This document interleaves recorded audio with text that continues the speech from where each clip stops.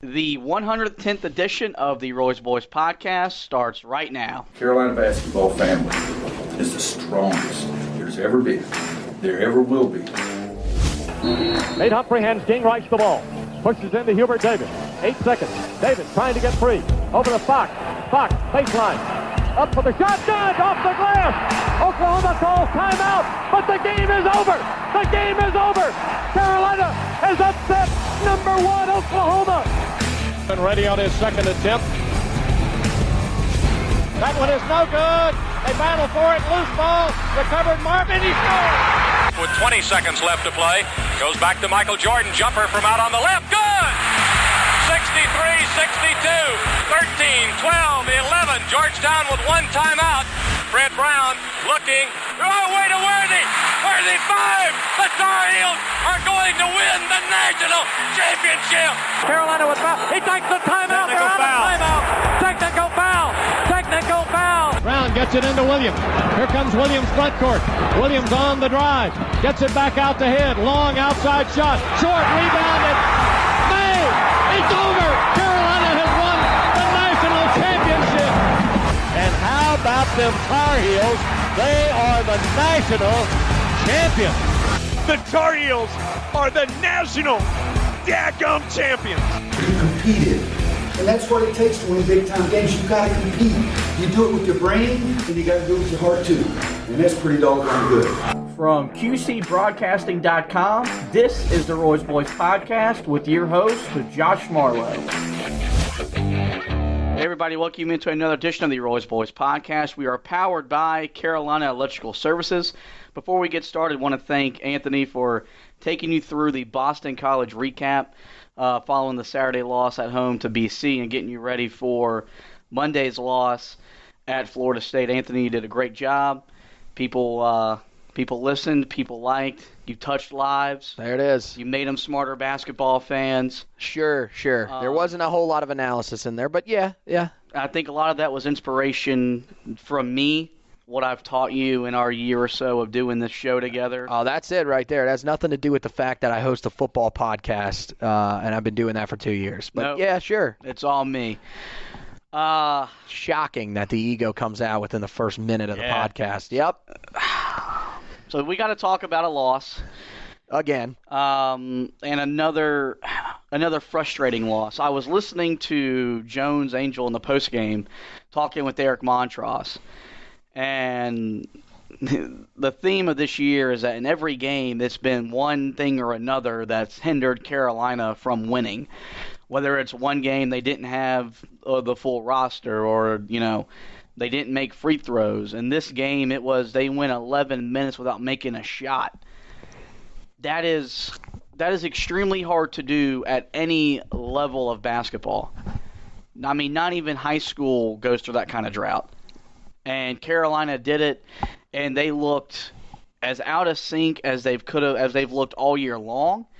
You got to give a lot of props to Florida State for the way they defended Carolina, but also the worst part was you didn't make a field goal for 11 minutes.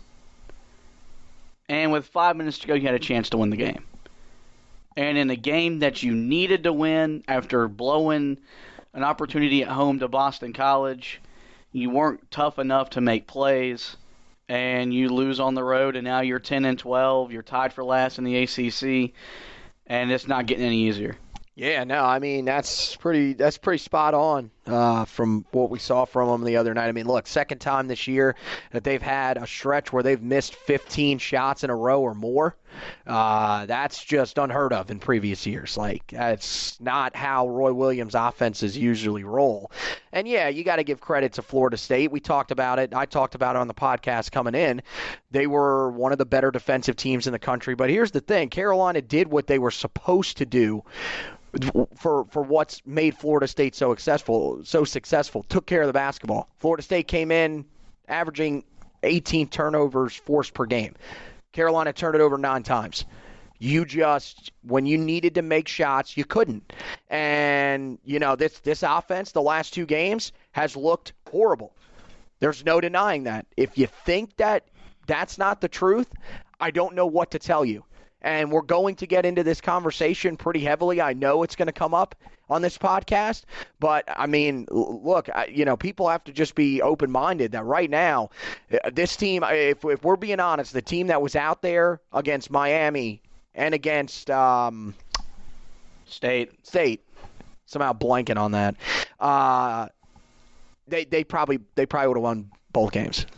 I think so. Yeah, I mean it's hard to say you're winning both. There was a stretch in this game that when I looked at it and the way the sequence fell into place, I felt that's where Carolina lost the game. You're up 28-21, less than 2 minutes to go in the first half. Lost the game in the first half. And you drive, you get a wide open three for Jeremiah Francis in the corner. And I've been adamant that I'm not gonna criticize Jeremiah at all because he doesn't deserve any criticism. The fact he's on the court, that's a win in its own right. Wide open three, you get a chance to take your time, set your feet. He misses it. What happens? Florida State scores the last 8 points of the first half. You blow a 7-point lead, 8-point lead in effectively 2 minutes, and you're not recovering after that in that building. Florida State is one of the best teams at home in the ACC. That was the 18th, I think, straight win for them in the Tucker Center. And I think that was the play that just kind of symbolized that this is the different team. Because in years past, that guy's going to make that shot. You get a 10-point lead. You're not going to completely collapse in a minute and a half because that's what happened. You missed the shot and everything just broke down.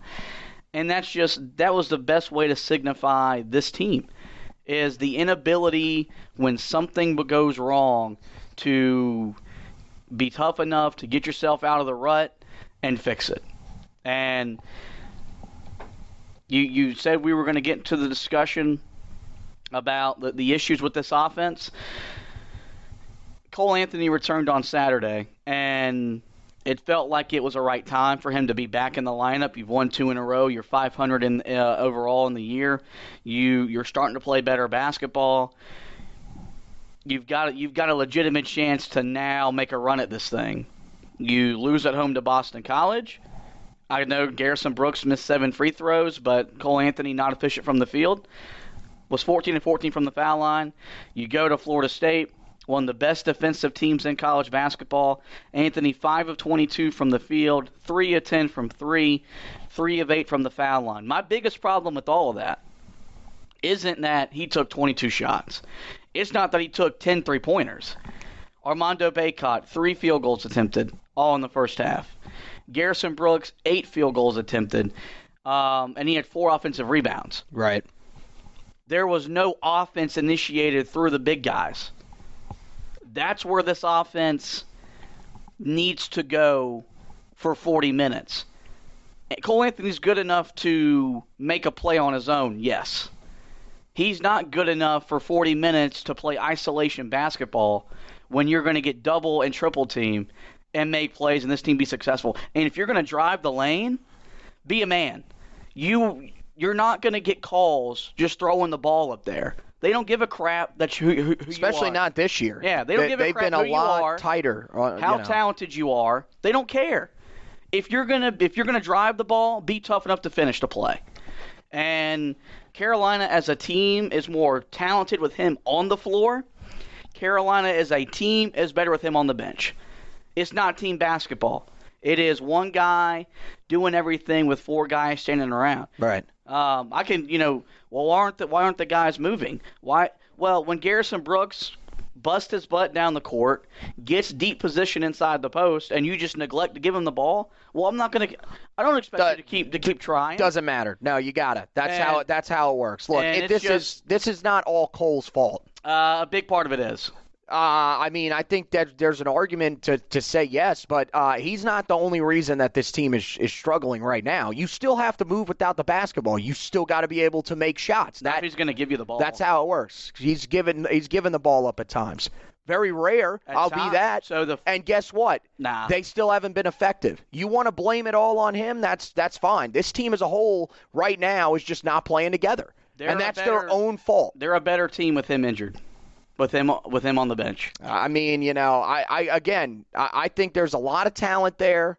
I agree with that. I think definitely on the offensive end, they have shown that they are better with him on the bench because for some reason, and I mean, look, we're not at practice every day.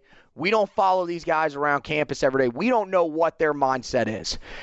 For some reason, they believe that when he is on the floor, that is the best offense for them. I don't understand why that's the thinking. It does not make any sense to me because we have all seen it this year. The best offense for this team, and even that offense is not good, is to go through the post. They have not done that the last 2 games, and you can see why this team is struggling to put up points. And they've struggled against Boston College and Florida State. And it does, like you said, it doesn't get easier. It's only going to get more difficult. I mean, at this point, if they keep playing the way that they're playing on the offensive end, they may be lucky to reach 50 against Virginia, a team that is not that good this year, if we're just being real honest. So that's not the focus right now. You've got to find a way to win. Oh, you got it. Well, okay, tournament hopes, you have to win out. You probably have to win the ACC tournament too. Well, if you win the tournament, you're automatically in. But I mean, it doesn't matter though. You got to build momentum because there is no way that this is a team right now that if they come in losing games before they make the ACC tournament, they're going to find a way to win the ACC tournament. No, because they're not tough enough to win 5 games in 5 days. And right now they're playing on Tuesday. Oh, it's not. I mean, there's no doubt in my mind that they're playing on Tuesday. That's pretty much locked up. You had a chance to fix that. Now, again, you pretty much you will have to win out the rest of your schedule if you want to make it to where you're going to have a fighting chance to get into the NCAA tournament because I'm with you. I don't think that team's winning 5 games in 5 days. I don't even think at this point will they even win 1. Yeah, they're probably not if they play the way that they've been playing the last 2 games on the offensive end. And it stinks because on the defensive end, they played pretty well the other night. I mean, it wasn't fantastic. Florida State's really not that great of an offensive team. That's probably why when we look at Florida State, we're not going to pick them to go super deep in the tournament this year. But at the same time, I mean, you're seeing guys on the defensive end with good effort, guys like Andrew Platek, who just continues to get railed on by the fan base. Why is he starting? Who else are you going to start out of the group that's on the bench? You can make an argument Christian Keeling is going to give you scoring. But that was what. Then now you can make that argument. You couldn't make that after Boston College, really.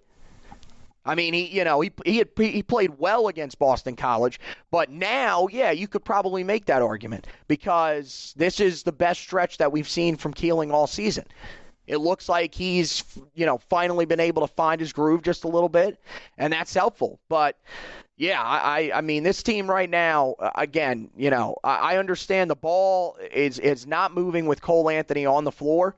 You can't blame Cole Anthony for all of it. Guys have to you got to move without the basketball. But the other thing is that I think the other night, I mean, look, not only did you have the offense as stagnant as it was, now you lose your best 3-point shooter who would seem to settle into some sort of a rhythm. Granted, he's had his moments where he's gone cold from the field, but for the most part, Brandon Robinson had finally kind of found his footing, and now he goes down and gets injured. So, I mean, it's just one of those years for Carolina. And, next year I think it's going to be a lot different. I think that Cole Anthony just feels like he has to completely take over these games to win. And he's got to realize that, look, you don't have to do that. Yeah, because he's not good enough to. And it's that simple. There are other factors that hindered Carolina from winning. 9 of 21 on layup and dunk attempts. Got to be tougher around the basket. Less than 50%, which drops their season average to probably, I think it's around now 53, 54% at the rim on layups. Easily the lowest number under a Roy Williams team. Not even close. 10 fast break points. That's unacceptable. 14 offensive rebounds. That's a good number. That's what you average. 8 second chance points. And you 14 offensive rebounds, and you still got out-rebounded by 6. That was the most discouraging thing was I know FSU has size. They've had size as long as Leonard Hamilton's been in Tallahassee. Came in averaging 33 rebounds a game. But Carolina, not a great rebounding team. Even in years past with Luke May and those guys not only out-rebounded them, no, they plummeted them on the rebounds. Last year, they killed them in the Smith Center. Bryce Johnson had 20